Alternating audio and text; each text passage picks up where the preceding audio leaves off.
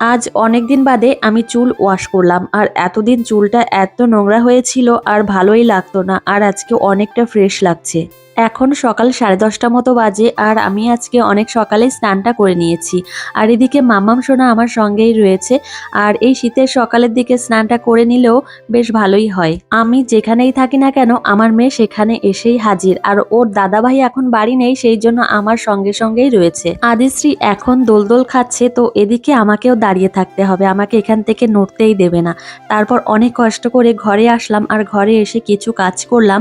আর এদিকে আমার মেয়ে ভেবেছে যে আমি হয়তো চলে গেছি। আদিশ্রী সত্যি সত্যি ভেবেছিল মা হয়তো নিচে চলে গেছে। তো এদিকে আমি যে ঘরে কাজ করছি সেটা আর ওর খেয়াল নেই। তো তারপর দরজা খুলে দেখলাম ও কান্না করছে। আমার মেয়ে খুবই মা সোহাগী, তো আমাকে এক নজর না দেখতে পেলেই এভাবে কান্নাকাটি শুরু করে দেয়। তো যাই হোক, চলে এসেছি নিচে। আর নিচে এসেই একটা পেয়ারা নিয়ে এসেছি আর এখন আমি কেটে নিচ্ছি। আমার শরীর এখনো অনেকটাই উইক রয়েছে, সেই জন্য প্রত্যেকদিন একটা করে ফল খাই। তো যে কোনো রকমের ফল। তো যাই হোক, এদিকে আমি একটা পেয়ারা কেটে নিয়েছি, আমি খাবো, সঙ্গে আমার মেয়েকেও দেব। আদিশ্রীকে আমি পেয়ারা খেতে দিয়েছি, আদিশ্রী এক পিসও খায়নি, আমিই খেয়েছি। তারপর ওকে মৌসুম্বি লেবুর রস তৈরি করে দিয়েছিলাম, সেটাই খেয়েছে। আর এখন এই শীতকালে আমার মেয়ে দুপুর নেই রাত নেই যে সময় হোক না কেন এইভাবে মোজা পরে ঘুরে বেড়াবে। মোজা পরতে ও খুবই পছন্দ করে আর সবসময় মোজা পরেই থাকে।